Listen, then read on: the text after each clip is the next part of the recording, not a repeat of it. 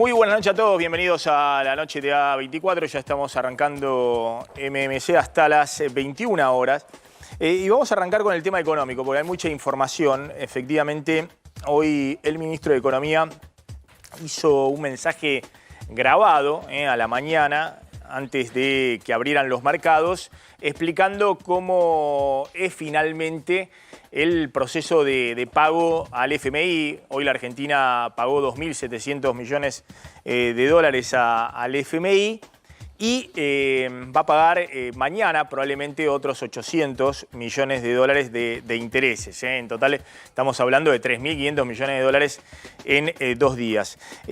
¿Cómo es el proceso de pago que explicó Massa? Dio 3 mensajes Massa, claro, en la explicación que hizo, insisto, en un mensaje escueto, grabado, digamos, en el cual buscaba justamente disipar los temores del mercado y que no hubiera en el arranque de la semana ningún sobresalto. Finalmente el día no tuvo mayores sobresaltos, ahora vamos a contar, y el Banco Central estuvo comprando dólares. Pero los 3 mensajes que dio Massa. El primero es que se concreta un crédito de 1.000 millones de dólares con la CAF, la Corporación Andina de Fomento, y que va a ser parte de los fondos con los cuales se va a pagar al FMI. Los 1.700 millones de dólares restantes se pagan con yuanes. Es decir que lo que se le paga hoy, se pagó hoy al FMI, se paga con nuevos créditos. Uno de la Corporación Andina de Fomento, que es un organismo regional, donde la Argentina recibe ahí un apoyo para conseguir estos 1.000 millones de dólares de crédito. Y los 1.700 millones de dólares parte del crédito del swap de monedas con el Banco Central chino. La segunda definición de Massa es que justamente se activa el segundo tramo del swap de monedas con China por otros 5.000 millones de dólares. Porque, atención, se viene usando fuerte los yuanes para pagar importaciones y ya a fines de junio se había pagado unos 1.000 millones de dólares en yuanes al FMI para completar a fines de junio también un pago de 2.700 millones de dólares al FMI, con lo cual ya está agotado el primer tramo del préstamo de China de 5.000 millones de dólares en yuanes y es necesario activar la segunda parte de otros 5.000 millones de dólares porque en total el compromiso del Banco Central chino es que la Argentina tenga un crédito de 10.000 millones de dólares en total. Esta es la segunda información que dio Massa hoy y despeja las dudas respecto a si China iba a seguir apoyando, liberando los 5.000 millones de dólares adicionales del swap.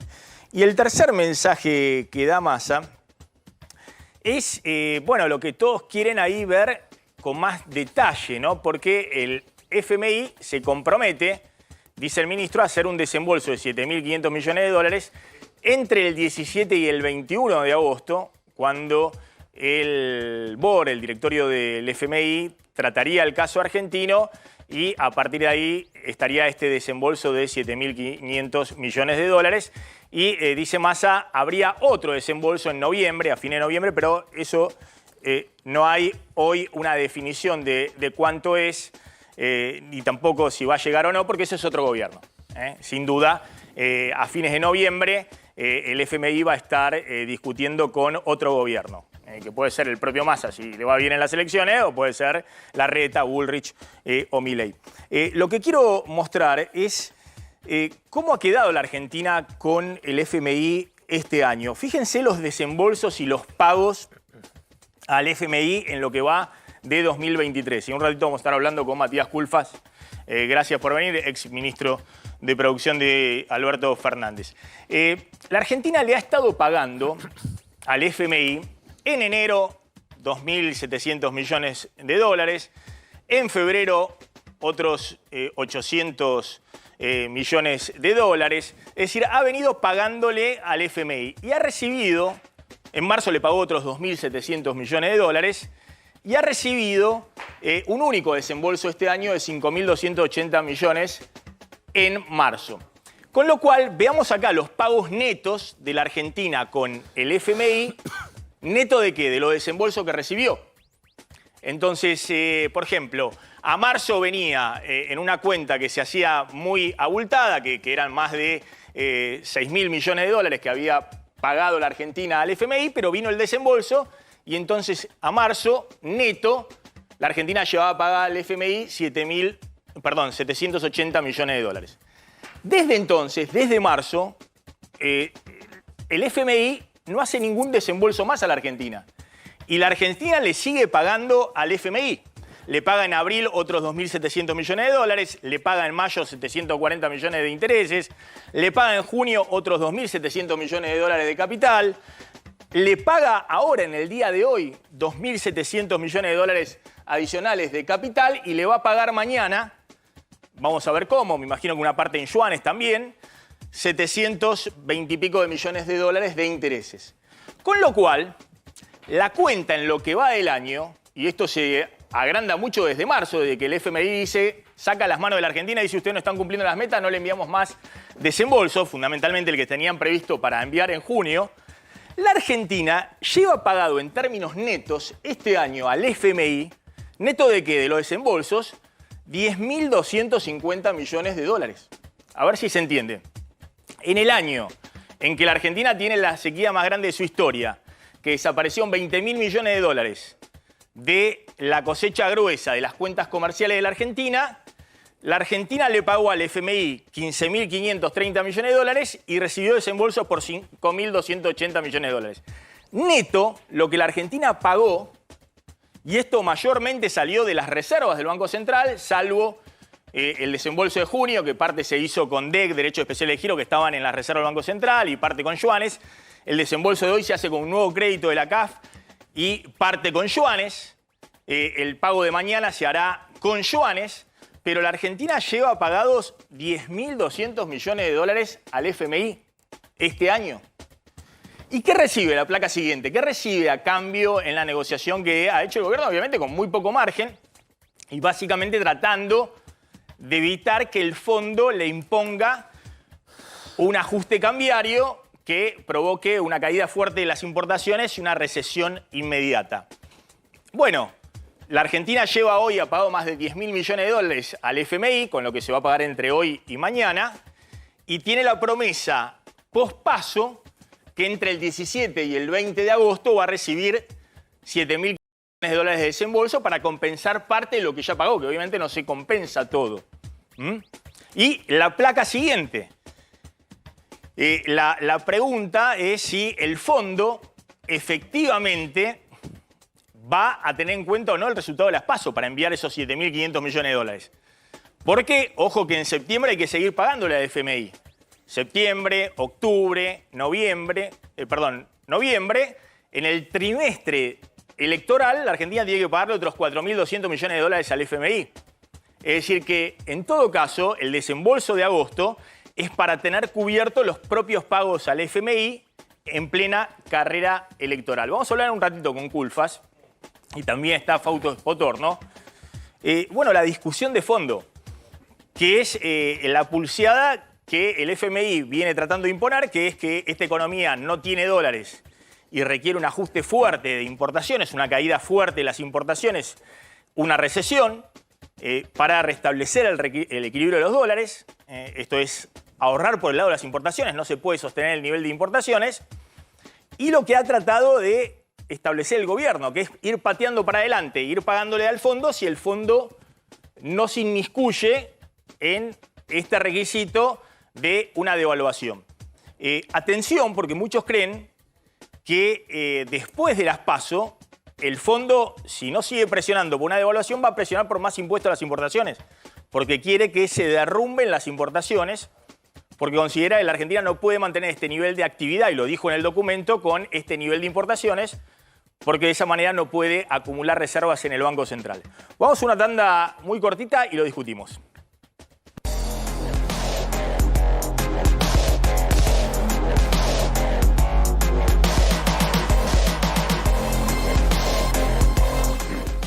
Bueno, como les decía, hay una pulseada grande con el fondo por el nivel de importaciones de esta economía. Y el fondo de alguna manera ha dejado que las importaciones estén en el nivel que están, el nivel de actividad esté en el nivel de que está, porque por el otro lado no ha aportado absolutamente nada. Desde marzo que no envía un solo dólar a la Argentina y hay una promesa de que va a ser desembolso después de las PASO por 7.500 millones de dólares. En el medio, insisto, es raro que el Banco Central de la República Argentina, que tiene el shock de 20.000 millones de dólares de la sequía, le lleva pagados netos al FMI más de 10.000 millones de dólares en un año como este. Justamente es el año donde el fondo tiene que prestarte, no vos pagarle al FMI. Pero bueno, esa ha sido en última instancia la estrategia del gobierno, que necesitaba en todo caso mantener el nivel de actividad e importaciones, necesitaba comprar que el FMI no se inmiscuyera en la política cambiaria o no forzara una devaluación que generara una recesión inmediata en la economía argentina. Lo voy a sumar a Matías Culfas. Gracias por venir. Bueno, ¿cómo estás viendo lo que se acordó con el fondo y qué puede pasar en las próximas semanas? Ya estamos prácticamente menos de 2 semanas para las PASO. Ahora va a contar Claudio Zlotnik, que empieza agosto nuevamente con remarcaciones recargadas, en parte por las medidas que se tomaron en la negociación con el FMI, en parte porque están todos buscando cubrirse por qué va a pasar con el dólar después de las PASO. Pero ¿cómo ves esa dinámica y lo que puede suceder en los próximos días? Bueno, ¿cómo estás, Maxi? Gracias por la invitación. Primero, bueno, claramente una negociación difícil, en un año muy complicado, lo dijiste recién, 20.000 millones de dólares menos de ingresos de exportaciones por la sequía, y en un contexto justamente donde lo que se buscaba en el libro financiero, bueno, el fondo no acompañó, al contrario, le tensó la cuerda todo lo que pudo al gobierno, y creo que el gobierno, el ministro de Economía, ha hecho malabares buscando primero el acuerdo con China, que creo que ha sido positivo, ahora el acuerdo con la CAF, para buscar justamente cerrar una cuenta difícil, ¿no? Tengamos en cuenta esto, este es un año dificilísimo, donde lo que se busca en todo caso es tender un puente para sobrellevar una situación de un desbalance muy importante, ¿no? Después vendrá el año que viene ya la estabilización, un plan macroeconómico diferente, gane quien gane, creo que va a haber un plan de estabilización, y el desafío justamente de un salto productivo, creo que es lo que se viene en Argentina. Pero en el medio, bueno, creo que hay que irla sobrellevando, y esto es lo que está buscando el ministro de Economía, Sergio Massa. ¿Vos ves que el gobierno hoy qué tiene para defender? Me parece que es el último bastión, que es el nivel de actividad y empleo. Ya la inflación en julio va a ser mayor que la de junio, y en agosto, si vienen todas estas remarcaciones, va a ser mayor, digamos, ¿no? Va a volver a estar cerca de entre el 7 y el 8%. Pero lo que tiene para defender el gobierno es que no se enfríe rápidamente la economía, digamos. Por ahora se ve una caída de la economía, pero es básicamente el impacto del campo. A ver si podemos ver ahí las placas. La Argentina está con un nivel de importaciones, primeros 6 meses, que es el segundo más alto de la última década. Es un nivel de importaciones que obviamente está muy incentivado por el dólar barato del oficial y la brecha del 100%, pero también habla de que hay nivel de actividad. Y los números del INDEC muestran también una caída ya primeros 5 meses, 5% en mayo respecto a mayo del año pasado, pero es básicamente el impacto de la sequía y del campo, ¿no? En el resto de las actividades económicas. ¿Vos crees que el gobierno puede defender el nivel de actividad de acá a noviembre? Bueno, creo claramente que esto golpea el nivel de actividad.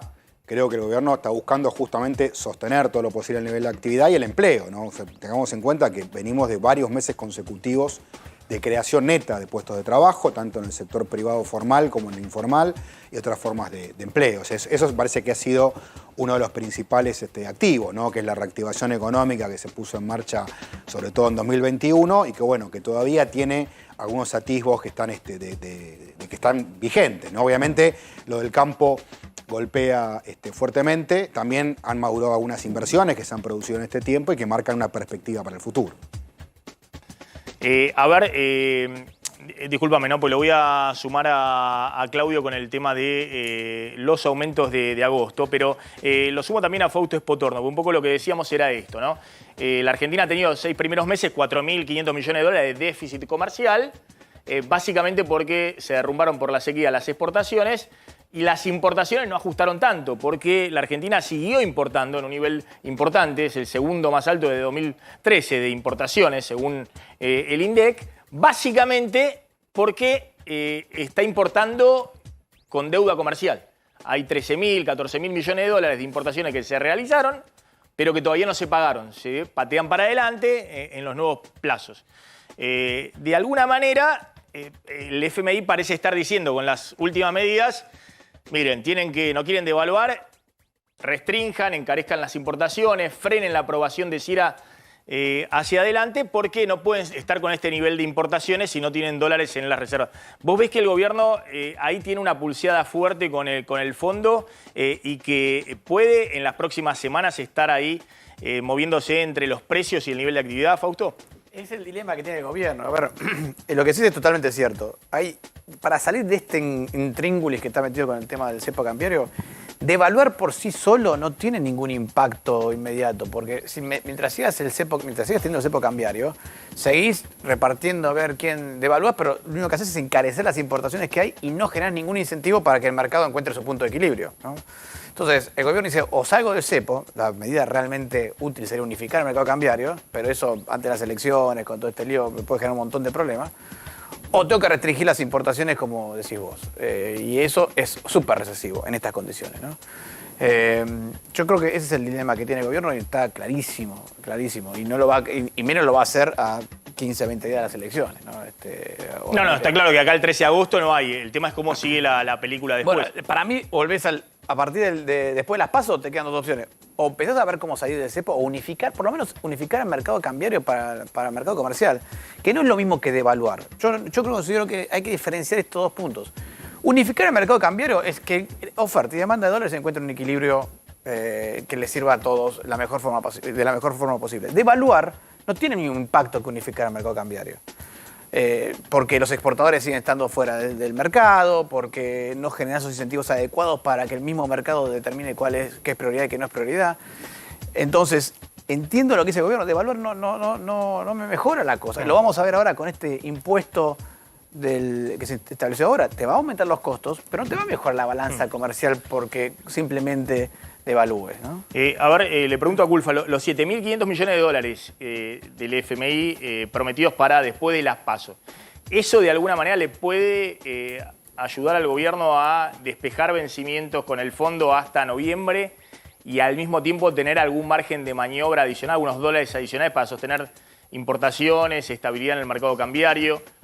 No, está claro que este desembolso es fundamental, insisto, básicamente el fondo está desembolsando recursos para pagarle su vencimiento, seamos claros, ¿no? Acá no hay un solo dólar adicional, convengamos, para ser bien claros, ¿no? El Fondo Monetario es una institución que está, sobre todo, creada para ayudar a países con dificultad de balanza de pago. Argentina la tiene fundamentalmente porque, insisto, le faltan 20.000 millones por una sequía. Es natural que este año colabore. No ocurrió. Realmente no hubo ningún tipo de aporte adicional. Este desembolso, Maxi, que quede claro, es simplemente para que el gobierno tenga recursos para repagarle los vencimientos del acuerdo que se firmó el año pasado, donde se reestructuró el acuerdo de 2018 que firmó en su momento el expresidente Macri. Esto para entender la situación actual.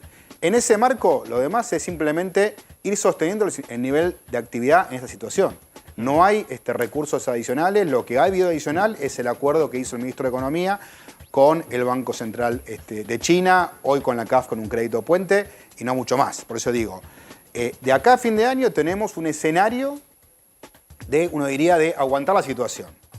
Después claramente vienen las discusiones que planteaba recién Fausto, que bueno, ¿cómo se ordena esto a futuro? Yo estoy de acuerdo efectivamente que acá hace falta un plan integral. Yo digo, cuando uno dice devaluar no arregla nada. En todo caso, devaluar es parte de un programa mucho más abarcativo. Pero Matías, vos lo que decís es que de acá hasta fin de año ya el escenario económico, digamos, es el que estamos viendo.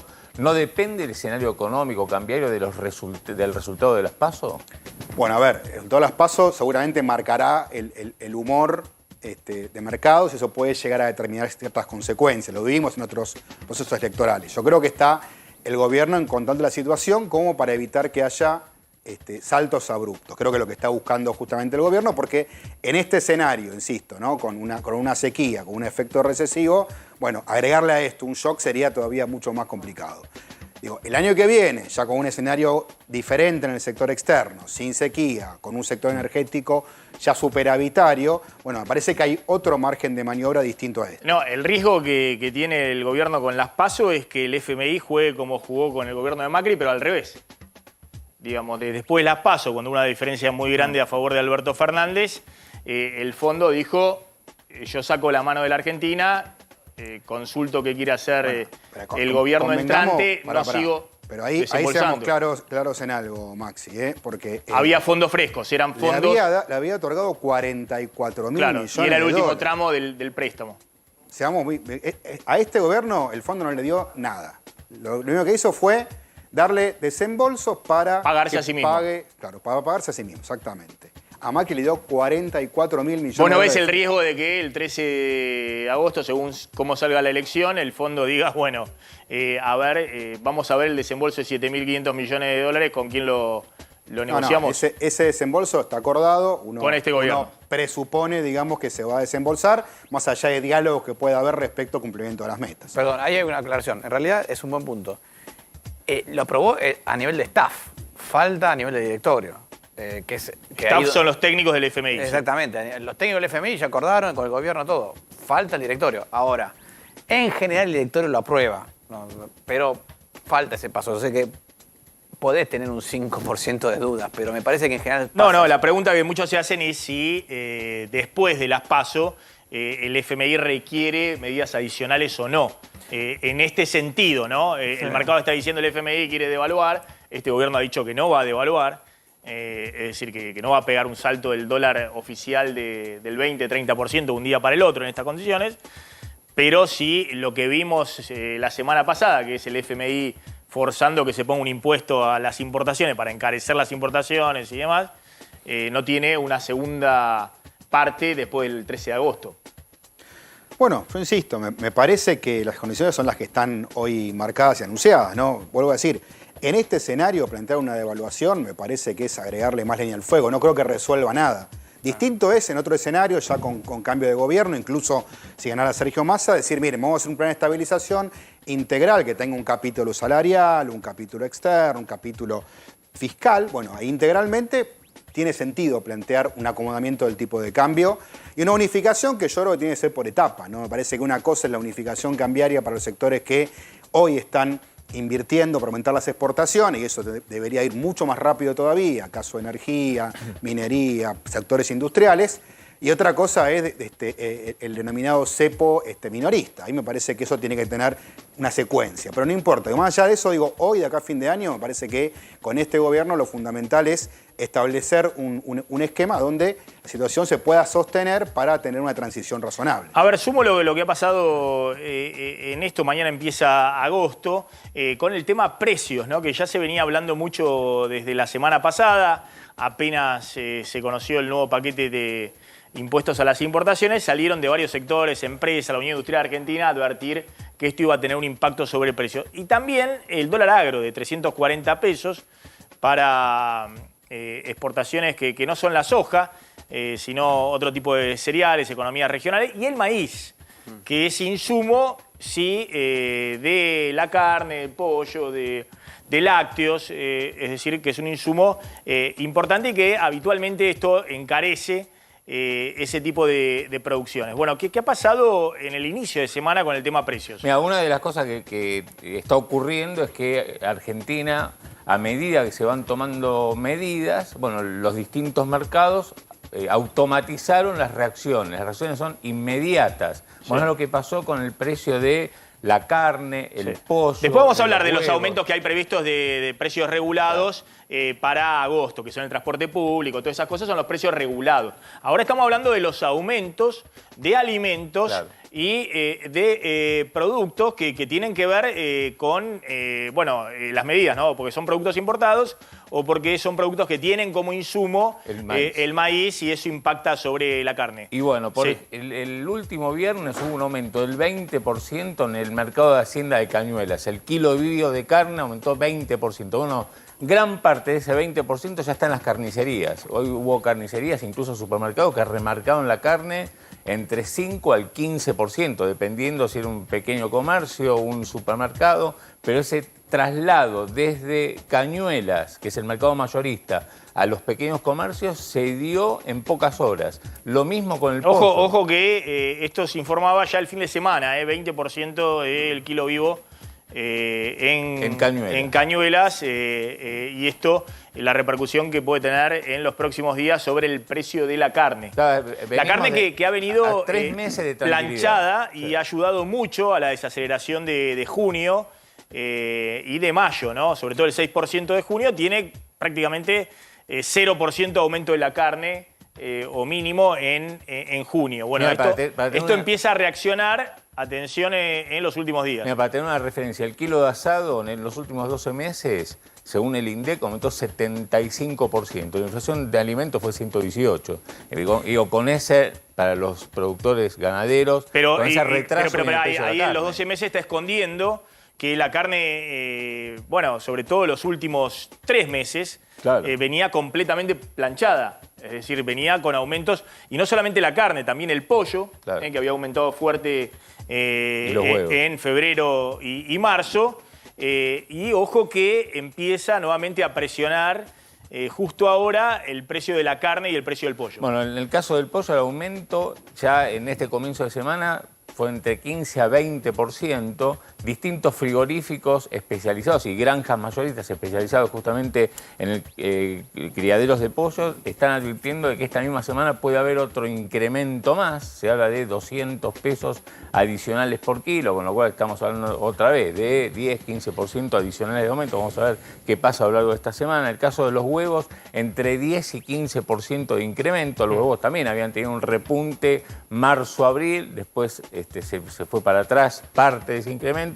Ahora vuelve a aumentar por este dólar maíz de 340 pesos. Los lácteos, otro de los sectores impactados por el nuevo dólar maíz a 340, quesos, yogures entre 10 y 12%, ya están en los supermercados, esto que estoy contando. No es que va a ocurrir, sino está desde el fin de semana y muy probablemente haya nuevos incrementos en los próximos días. La leche fluida, la de sachet, también 10% para arriba, la carne de cerdo lo mismo, 10%, productos como arroz y fideos de almacén, algunas de las marcas que están en precios justos y le dijeron al gobierno que se mantiene el programa de precios justos, pero las marcas que no están, ya tenés en arroz aumentos de hasta 30%, ahí tiene que ver la sequía, la producción, 30% también que disminuyó la producción de arroz, fideos 10%. Pero vos decís que ha habido aumentos distintos a los que venía en la dinámica de los últimos meses. Y vos fíjate que... Y esto se ha producido en los últimos días. Sí, en el caso de la carne, el pollo, los huevos, en el mayorista en la semana pasada y que ya empezó a impactar en el comercio minorista. A ver, ¿qué está pasando con eso, no? Como una cosa media automática ahora, ¿no? De remarcaciones en el tema de canasta de alimentos.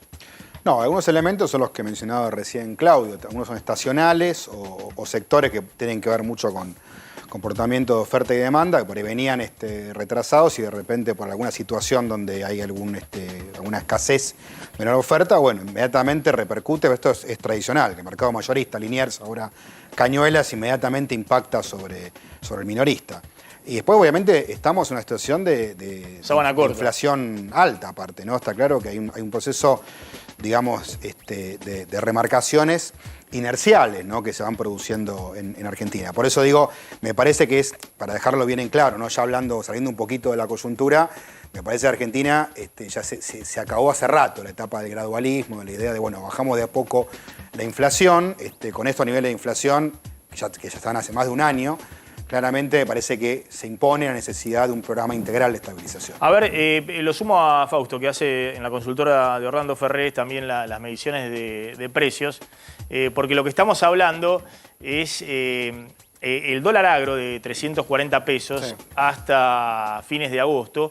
Le ha permitido al gobierno, dice, bueno, el FMI no me va a mandar un solo dólar fresco. Tengo los yuanes, pero no me alcanza los yuanes para todo. Entonces, los últimos 6 días, la verdad que el Banco Central ha podido comprar casi 1.000 millones de dólares en 6 días. Una compra fuerte, en parte porque también pisó todo pago de importaciones, pero hubo un ingreso fuerte por el dólar agro. Venían ingresando 10 millones, 5 millones de dólares por día en el CAM 9, que es la liquidación del agro. Y la semana pasada hubo días de ingreso de 270 millones de dólares. Pero bueno, claro, esto es como cuando uno toma un remedio y tiene efectos colaterales. Lo que está contando Claudio es que este remedio, que es para acumular dólares en el Banco Central, tiene a su vez efectos colaterales que son más remarcaciones de precios en algunos alimentos claves. Bueno, sí, a ver, yo creo que el gobierno medio lo pensó, porque muchos de estos productos venían muy atrasados. Vos pensás que la carne viene atrasado 75% contra 118 en alimentos, estaba muy atrasado y 115, tarde o temprano iba a subir la carne. Vas a tener esa suba la carne. Entonces el gobierno lo que dice, bueno, pago el costo por algo que igualmente va a suceder en algún momento. Entonces preferible pagar el costo, pero tener el beneficio de tener los dólares y no después pagar el costo y no tener ninguno de los beneficios. Me parece que el gobierno decidió por ese lado.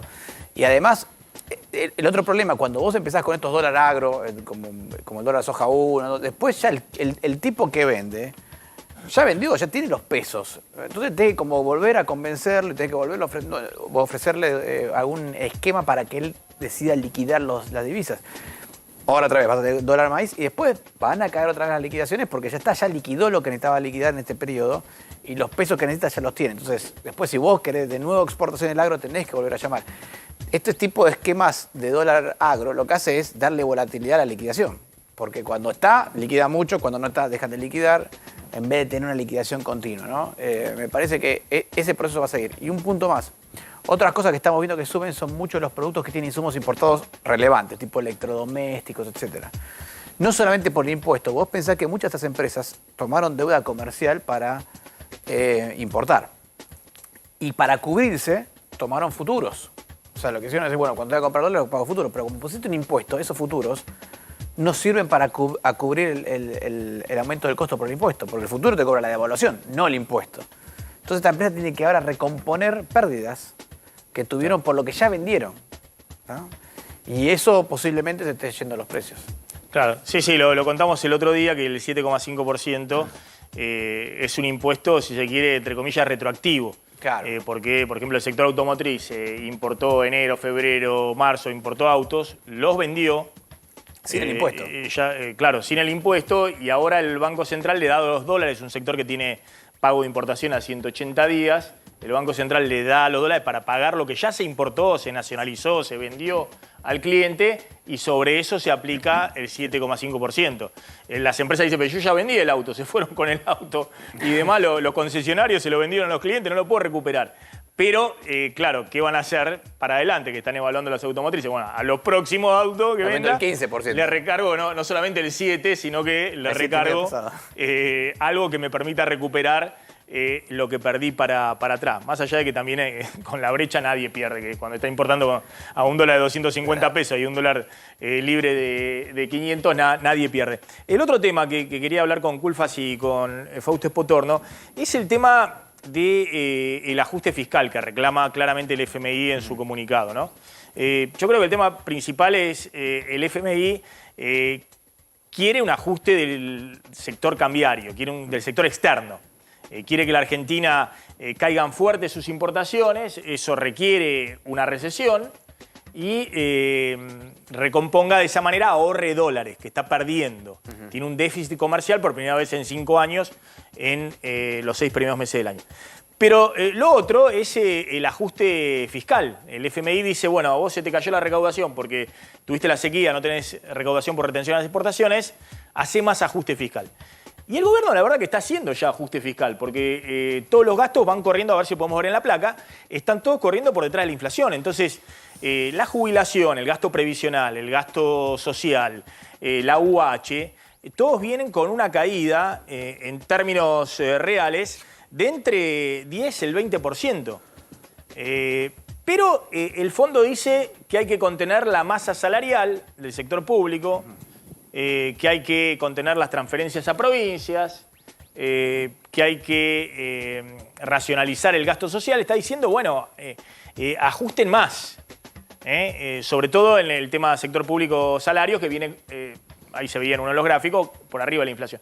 ¿Vos ves que el fondo está presionando y es viable en este contexto que el gobierno cierre más el torniquete fiscal o eso se va a hacer vía impuesto? Digamos, si no alcanza, habrá un nuevo impuesto a las importaciones más adelante.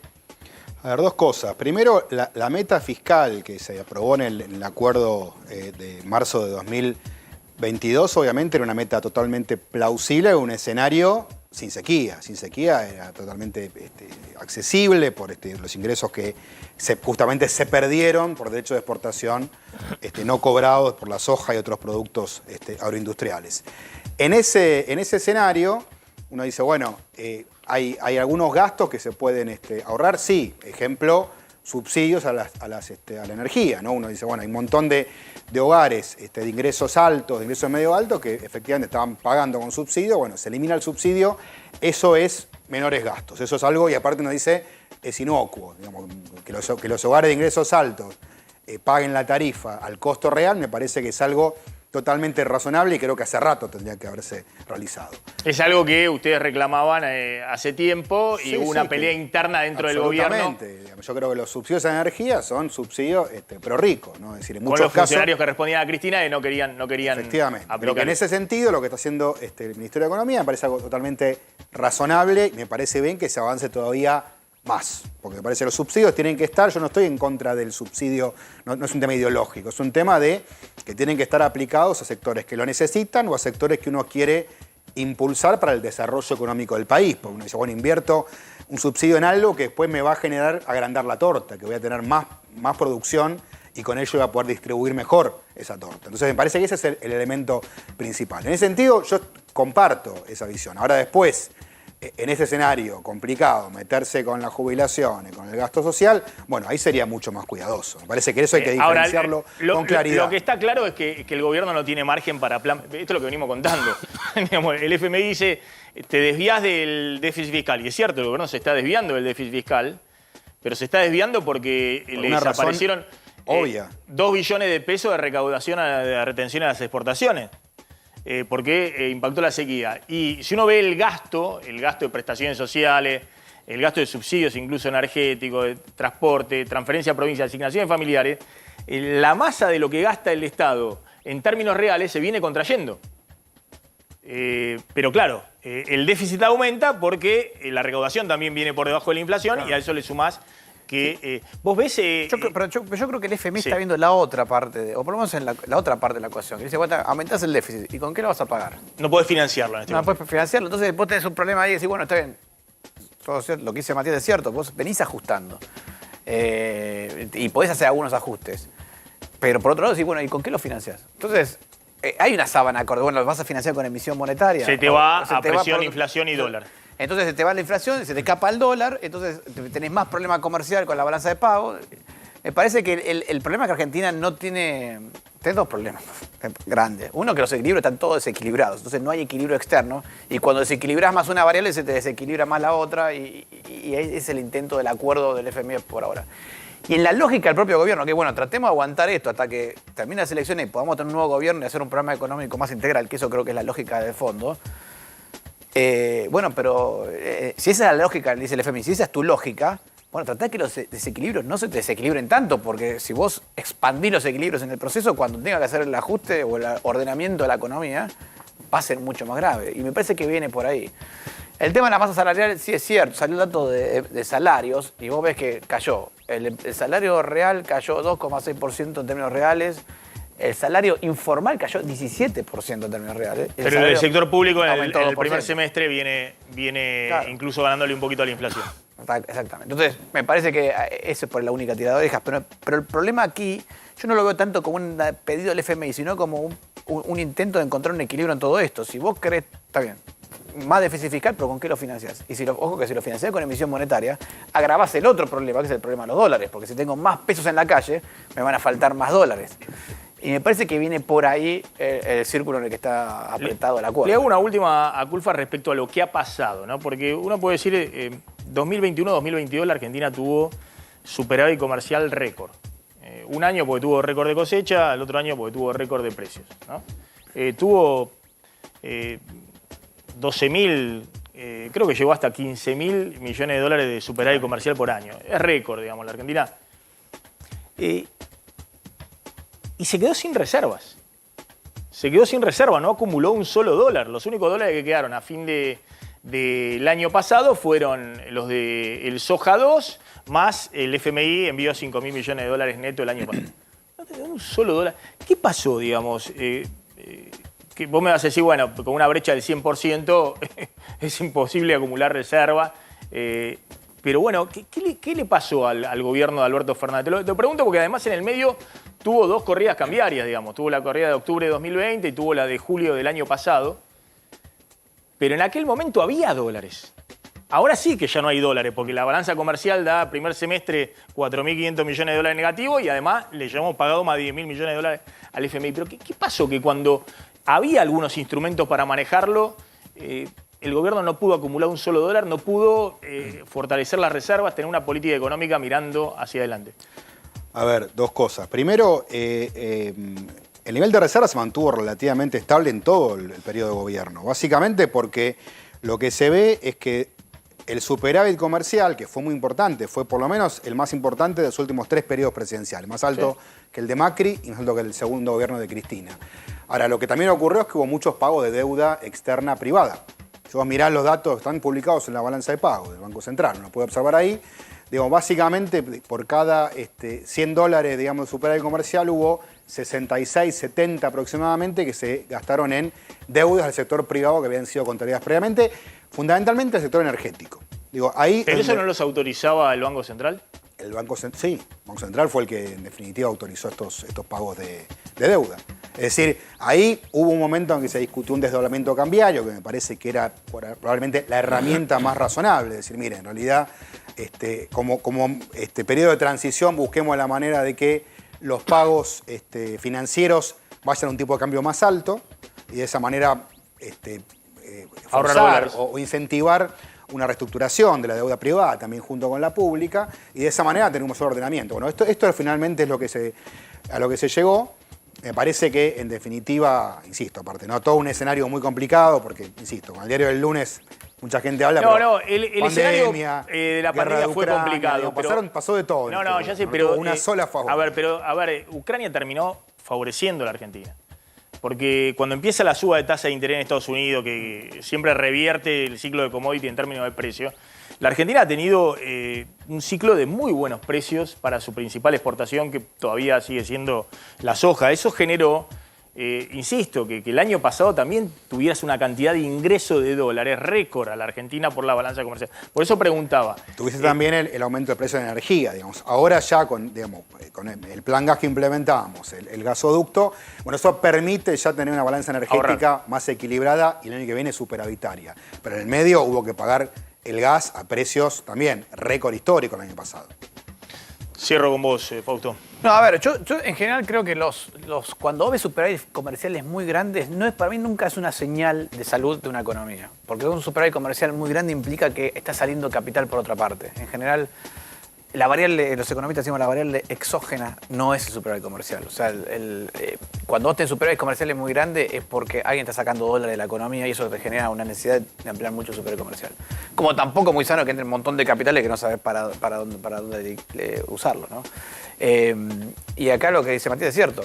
Vos, eso es cuando tenés el mercado cambiario unificado. No me quiero meter en temas técnicos. Es cierto. Pero acá cuando tenés un cepo como el que tuviste en la Argentina, el superávit comercial fue básicamente los precios récord totales que tuviste de las commodities. No, porque vos, cuando vos pones un cepo cambiario, lo que haces es decir, bueno, no puedo sacar los capitales que quería sacar, los saco por otro lado, pago la deuda.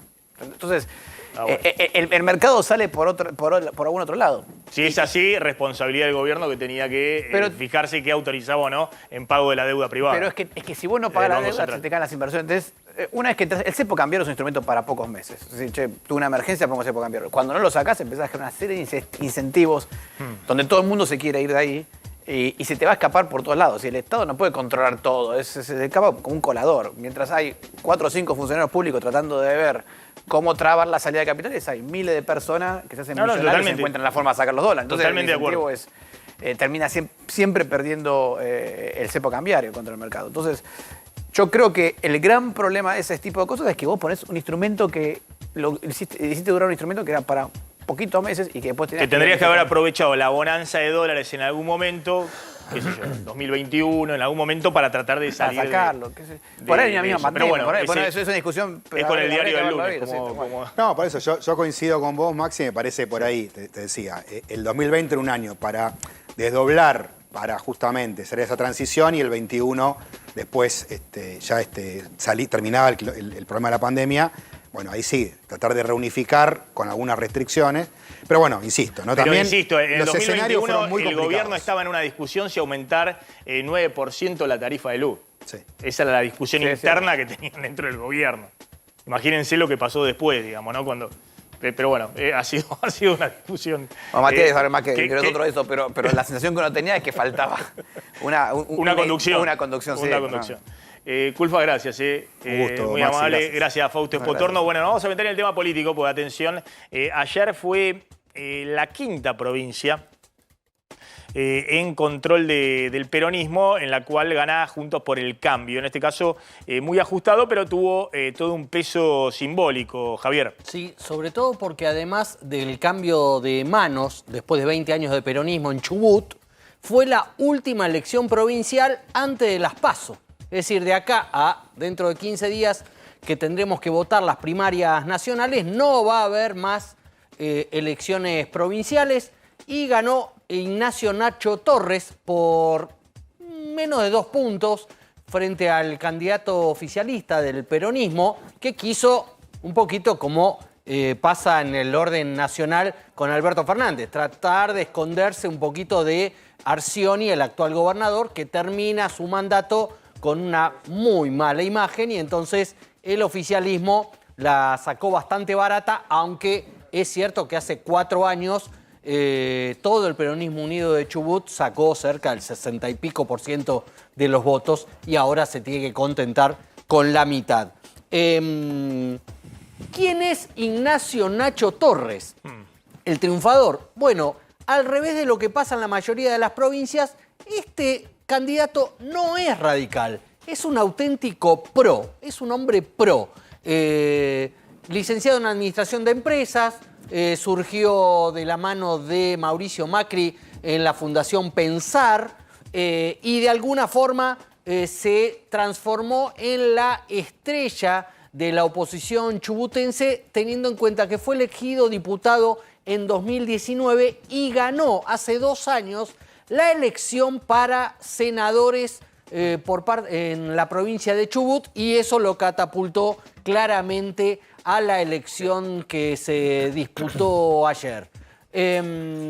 Otra de las características de Nacho Torres es que es uno de los hombres que va a ocupar una gobernación más jóvenes de la historia argentina. Creo que solamente tiene 35 años, pero creo que solamente le ganó Ramoncito Sadi, no sé si se acuerdan, en Catamarca, que cuando asumió tenía 34 años. Así que tenemos un joven, una nueva esperanza en Chubut para la oposición, que estuvieron ayer. ¿Querés que veamos eso? Porque me parece que Sí, el dato ayer, es que fueron juntos. Otra vez. Claro, Larreta y Bullrich habían tenido un traspié cuando fueron a apoyarlo a De Loredo en Córdoba capital, y Correcto. se enteraban allá que habían ido, como dijo De Loredo, los hice venir al pedo. En este caso, bueno, estuvieron juntos porque si bien la diferencia fue muy exigua, era un triunfo muy simbólico, porque hace 20 años que gobernaba el peronismo la provincia de Chubut. Es la quinta provincia en la cual gana Juntos por el Cambio: San Luis, San Juan, Santa Fe, si bien ahí hay primarias, y también ocurrió lo propio en el Chaco, también en primarias, y esta directamente en la gobernación. O sea que 3 gobernaciones directamente que pasan de mano. San Luis, San Juan y Chubut directamente pasan de manos a Juntos por el Cambio. En ese contexto, fíjense, cuando hablaba Patricia Bullrich, lo que pasó ahí con Larreta al lado, y ahora vas a contar un poquito la relación de Larreta-Bullrich, muy incómoda en su viaje a Chubut. Vamos tranquilos. decirle a todos,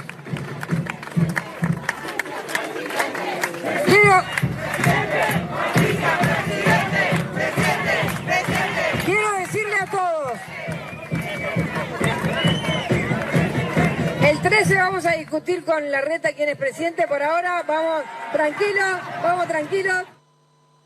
Larreta la miraba a Bullrich como diciendo, me trajiste a los militantes, me hiciste una embocada. No lo podía creer. Porque esas cosas se arreglan en esos actos, se arreglan con las militantes. Habíamos acordado que ni uno ni otro, pero bueno, ahí Bullrich le hace un gesto, ¿no? Sí, a a Bullrich, y creo que también el gesto era para Nacho Torres, que supuestamente también tenía que garantizar que no hubiera manifestaciones para uno u otro candidato.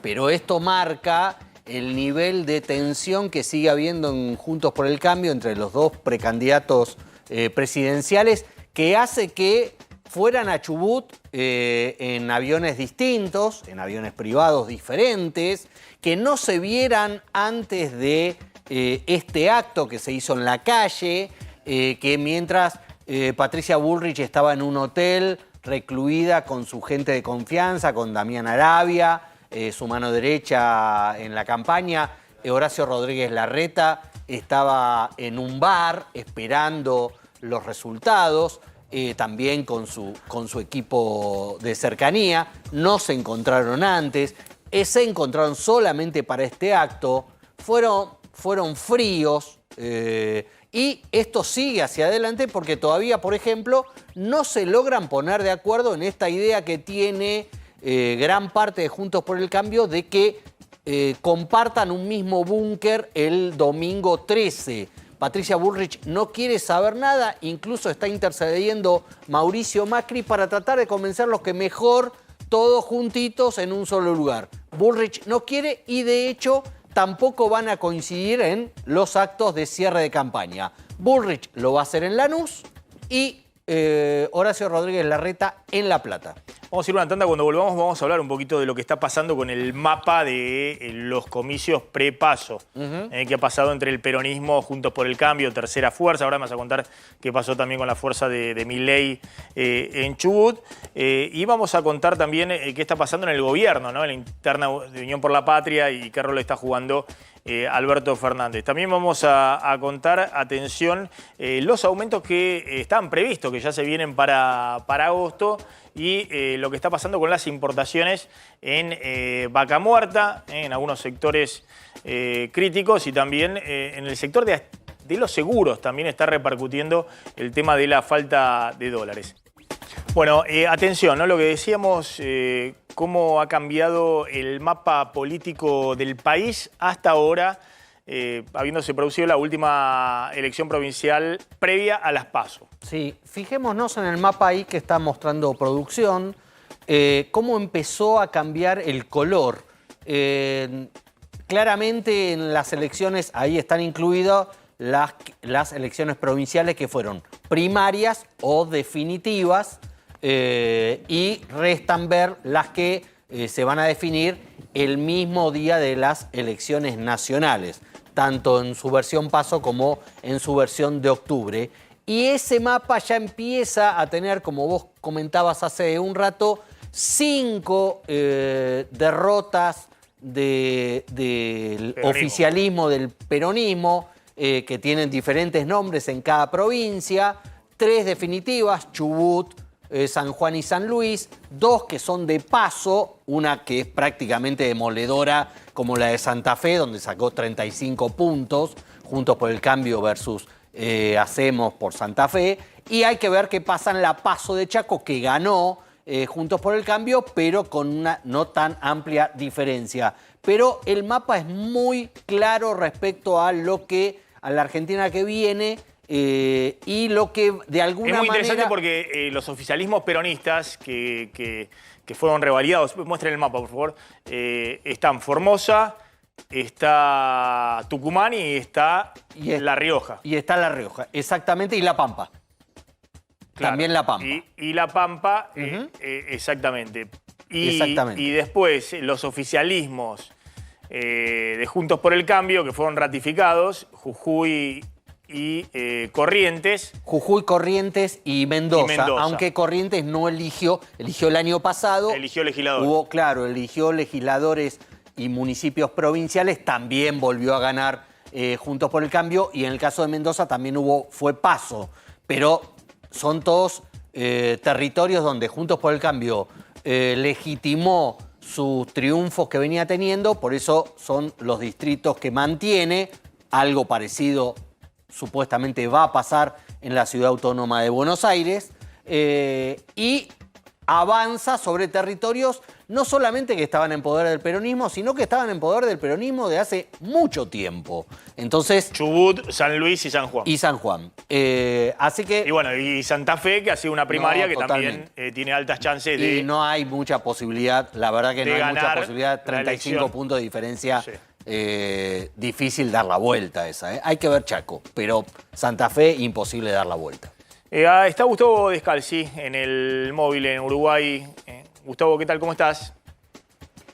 ¿Cómo le va? ¿Anda bien usted? Nosotros muy bien. Le cuento que acá hay repercusiones de las buenas y de las malas. Así que si quiere, arrancamos con lo mejor, que es lo que ha pasado en estos 6 meses, según datos oficiales que indican que cerca de 2 millones de uruguayos han viajado a la Argentina por cuestiones turísticas.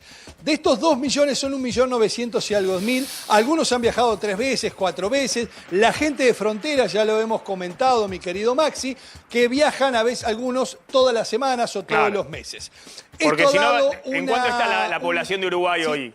¿En cuánto está la población de Uruguay Y hoy? somos algunos dicen que somos 3.500.000 personas. No sé si el censo Porque nos si va no, a dar eso. más Es de- decir, que es más de la mitad. Más de la mitad de Más la de población. mitad.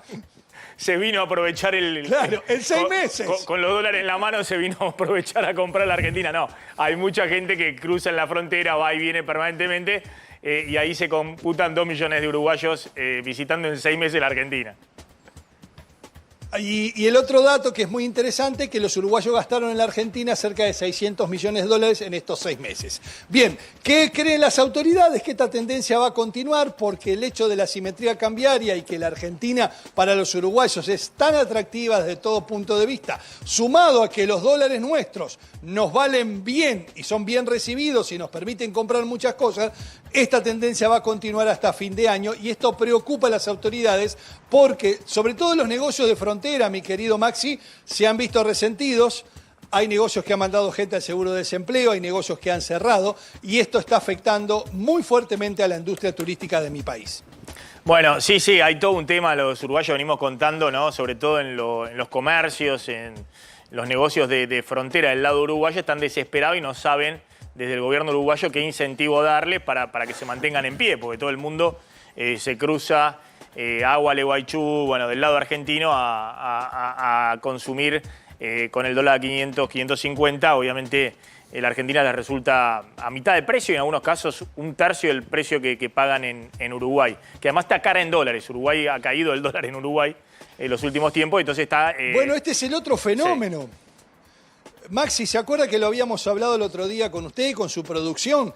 El dólar hoy en el Uruguay está más barato que hace 4 años Claro, atrás. y han tenido inflación en el medio. esto expresado en pesos uruguayos? Claro, usted cambiaba 37 pesos hace 4 años y ahora lo está cambiando 37 pesos. En términos de inflación, está casi 20%, 22% en realidad. Esa es inflación en más dólares. barato el dólar. Esa es inflación en dólares, por eso Uruguay es uno de los países más caro en dólares está de Latinoamérica, y Argentina es el país que más barato está en dólares, con el dólar a 550 pesos. Bueno, el otro tema, Gustavo, es hubo mucha repercusión en Uruguay de las declaraciones de Alberto Fernández de que si se abría la canilla no se podía tomar agua en Uruguay. No salía agua. Que no salía agua y no podían tomar No agua. salía agua. Bueno, hubo una réplica del presidente uruguayo, Lacalle Pou, y también ha habido repercusiones a nivel de artistas argentinos que estaban yendo a Uruguay a hacer funciones. Sí, lamentable, nos referimos a Daddy Brieva. a quien le han cancelado, y quiero ser, lamentablemente tengo que ser específico con este tema porque le han cancelado las funciones a Daddy Brieva. Tenía previsto hacer 2 shows en Montevideo, conjuntamente con su productor en el Uruguay, el señor Rubén, y 8 shows los había tercerizados con la productora Ápice. Lo que nos dicen es que la venta en el interior era mala, era magra. Habían empezado algunos comentarios adversos, negativos. Algunos decían cosas muy fuertes y hasta pensaban que podía ser víctima de algún tipo de escrache, ya que en las redes estaba sucediendo y que pudiera ser algo más violento en los teatros. Así que la productora Ápice decidió cancelar los 8 shows, van a devolver las entradas que ya tenían efectivamente realizadas, y Daddy Brieva va a hacer el 17, 18 de agosto 2 shows en Montevideo y va a agregar una tercera función. Pero ¿sabe lo que le quiero decir, mi querido Maxi, si nos está viendo el querido Daddy Brieva? ¿Sabe que Daddy Brieva el año pasado me negó una nota, aduciendo que como yo trabajo con un canal argentino, seguramente iba a haber alguna pregunta que fuera inapropiada o de carácter político? Me negó la nota del año pasado y me negó ahora esta ronda de prensa. ¿Usted sabe dónde hizo las declaraciones el señor Daddy Brieva que levantaron tanta polvoreda? En todos los medios uruguayos, porque todos los medios uruguayos le preguntaron por lo mismo. Le preguntaron por Fernández, le preguntaron, y él tuvo alguna devolución o alguna declaración que enojó a los uruguayos. Eso fue lo que pasó. Sí, ahí se está generando, ¿no? Hay enojo en varios sectores del Uruguay respecto a las posiciones de Alberto Fernández, detrás de Alberto Fernández de Cristina, que esto viene de la época de las papeleras ahí en Fraiventos. Y bueno, y todo explotó ahora porque Daddy Brieva es alguien que apoya, ¿no? Explícitamente, no sé si al gobierno de Alberto Fernández, pero a Cristina, al kirchnerismo, y bueno, se metió todo... Más al kirchnerismo que a Alberto Fernández. Todo en el medio. Gustavo, gracias, muy amable como siempre. Abrazo grande y decirle a la señora Daddy Brieva que no hay ninguna campaña en su contra y que él es esclavo de lo que dijo. Así que se haga cargo. Bueno, ahí estaba Gustavo Descalzi desde Uruguay. Vamos a sumar los aumentos que venían previstos para agosto, Claudio. A partir de mañana vuelve a aumentar, y como vino ocurriendo cada primero de mes, el transporte público de pasajeros. Esta vez el incremento será inferior a los meses anteriores porque hubo una desaceleración inflacionaria en los últimos meses. 5,8% incremento en el transporte público, colectivos, el boleto mínimo. Eso aumenta todos los meses. Sí, aumenta todos los meses de acuerdo a la inflación en la ciudad de Buenos Aires o en el AMBA del mes anterior. 53 pesos el boleto mínimo colectivo, el tren también en el área metropolitana 33,30 en el pasaje mínimo, la medicina prepaga incremento del 8,7%, es otro de los servicios que están regulados por el Estado. El aumento en lo que va del año de la medicina privada, 66,1%. La cuota de los colegios privados tendrá un fuerte incremento, sobre todo en la provincia de Buenos Aires, 18% en este mes que comienza mañana. Los combustibles es un caso aparte, porque recordemos venían con incrementos del 4% mensual, bien por debajo de la inflación, luego se modificó al 4,5%. Lo que se está negociando, me cuentan a mí desde las petroleras, es un ajuste del 6%. Hay que ver si será esto antes o después de las PASO, y si este número 6, porque acá también en el caso de los combustibles hay un impacto por las últimas medidas, por la cuestión impositiva para todo lo que es los combustibles, que tiene que ver con lo energético. Ahí es lo que me están diciendo, que puede ser del 6% o incluso algo superior en los combustibles. Y cable, internet, telefonía, bueno, el acuerdo con el gobierno, el 4,5%. Esos son todos los precios regulados, ya sea servicios privados o servicios públicos, por el gobierno, y que estaban previstos los aumentos para ahora. Lo que habíamos contado antes son los aumentos que no están regulados, claro. Más allá de que hay precios justos y demás, los aumentos de la carne, del pollo, de los huevos, de alimentos varios, arroz, listas de aumentos que han venido en los últimos días rompiendo un poco la inercia del 6-7% mensual y acelerándola. El tema conflictividad gremial. Sí, tenemos previo a la elección algunos ítems en alza por el tema de la conflictividad gremial. Hoy hubo un paro de un sector de docentes de la Ciudad de Buenos Aires, del gremio ADEMIS, cuyo secretario general o secretario gremial, mejor dicho, participa en la elección por el Frente de Izquierda. Hubo paro en la Ciudad de Buenos Aires de ese sector. El gobierno de la ciudad dice que fue minoritario, que el día de reinicio de las clases fue prácticamente normal, solamente afectó a un 2% de los docentes primarios de la Ciudad de Buenos Aires, pero mañana, atención, tomen nota, 20 horas, paro de subte de todas las líneas en la Ciudad de Buenos Aires, también el jueves de 6 a 9, mañana de 20 hasta el cierre, es decir, hay que volverse a casa antes de las 8 de la noche, porque después de eso a tomar el colectivo, porque los metrodelegados siguen con su plan de lucha para conseguir que se les dé un día más de descanso por el tema del asbesto y su impacto cancerígeno en los quienes trabajan en el subterráneo. Así que vamos a tener mañana paro de subtes a partir de las 20 y el jueves de 6 a 9 de la mañana. Ya va a contar Slotnik qué está pasando con el tema seguros y la falta de dólares, pero me está llamando Alejandro Pueblas desde el móvil. Alejandro, ¿qué tal? ¿Cómo estás?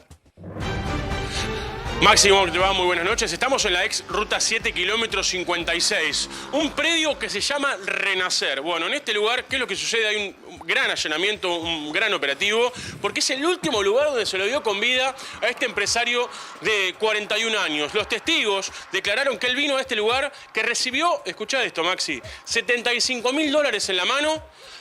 Ellos...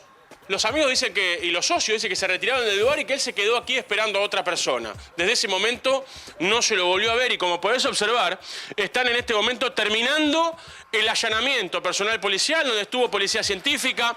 Esto es una especie de contenedores donde se hacía las veces de la atención al público de las personas que querían comprar un terreno o algo dentro de este predio. ¿Por qué digo algo? Porque se iban a construir una especie de cabañitas que la gente también podría comprarlas, algo que nunca sucedió y que le aviso a la gente que está del otro lado, nunca va a pasar. Es una de las empresas, creen que usaba este hombre para estafar a muchas personas, es simplemente una fachada. Vos venías, Maxi, comprabas algo acá y obviamente no iba nunca a suceder, además de un falso cruce vial, porque obviamente en la oferta de estos terrenos decían que ahí donde se llega a ver ese cemento o esa especie de alambrado falso iba a haber un cruce para poder cruzar las vías, algo que no va a suceder y que está prácticamente para cruzar la vía a unos 3.000, 4.000 metros de este lugar donde estamos ahora parados. O sea, estamos hablando de otro tipo de estafa de este empresario, pero lo importante es que en este lugar, Maxi, es la última vez que se lo vio con vida a este empresario, por eso el personal policial se acercó a este lugar, estuvieron haciendo un allanamiento, encontraron diferentes tipos de cosas que van a ser analizadas en las próximas horas. Bien, Alejandro, sí, insólito esto de pensar que alguien puede estar ahí en ese descampado, vos decías con una cifra en dólares importante. Sí, estamos hablando de $75.000. En realidad la cifra total eran 150.000, 75.000 se llevó el socio, 75.000 al GABA, eran 150 y de ese momento no se lo vio más. Recordemos, hoy se encontró a su mascota, a su perro, suelto por el barrio donde encontraron sus restos, pero lo importante son algunas cámaras de seguridad que hay en esta ex Ruta 7, que está al costado nuestro, que se están pidiendo y en las próximas horas van a ser analizadas para ver si el relato de estos testigos es fehaciente. Y además de todo eso, vení, vamos a hacer esto un cachito, Maxi, en vivo antes que nos vayamos. Me voy a rápido cruzar la vía ahora que no viene el tren. Mira, me va a seguir Diego. Te quiero mostrar algo porque hay que acercarse un poco para mostrártelo.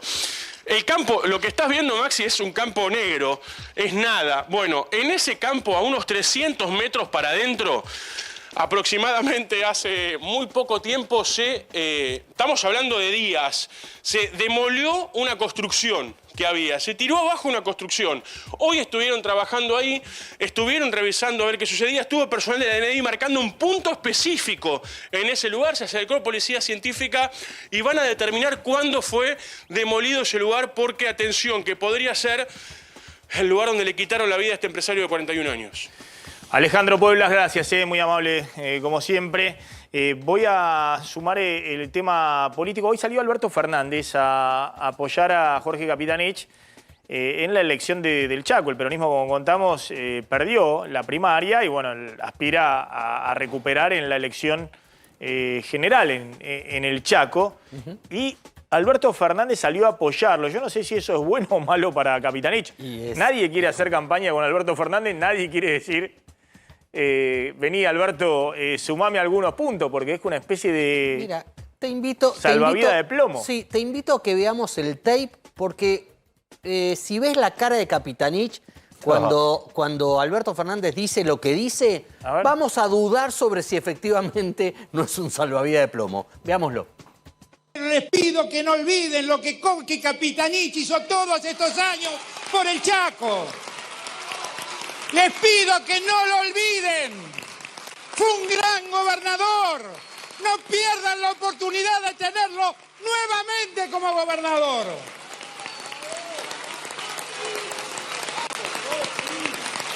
Se los pido. Se los pido.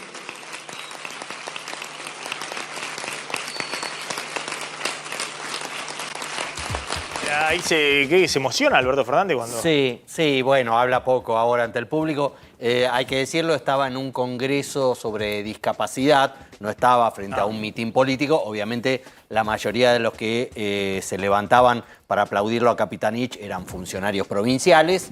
Aprovechó el congreso para hacer campaña aprovechó, política. No dijo a lo largo de toda esa locución ni una palabra del crimen de Cecilia, pero hay que decir que en horas de la tarde Alberto Fernández recibió, se entrevistó con la mamá de Cecilia Strisowski, que sigue pidiendo justicia por el crimen de su hija, donde están detenidas la familia Sena, de Merenciano, su esposa y su hijo, acusados del brutal crimen de Cecilia. Estuvo casi 2 horas el presidente con la mamá de Cecilia. Es lo que hay que hacer mínimamente, aunque en esa locución que vimos hace segundos no dijo ni una palabra del crimen y habló bien de Capitanich, que tiene siempre que explicar cuáles eran sus vínculos con el clan Sena, el grupo piquetero, que lideran el grupo piquetero más importante de la provincia. Bien, y el tema seguros, ¿qué está pasando que salieron las compañías de seguro?